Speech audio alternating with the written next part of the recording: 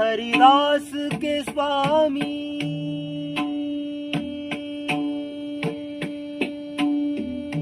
श्यामा कुंज विहारी को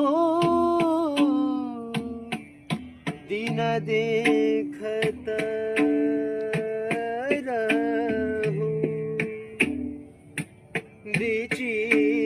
विचित्र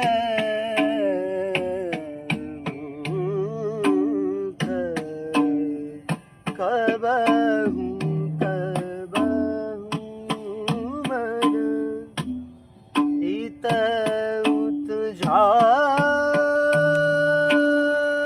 जात याते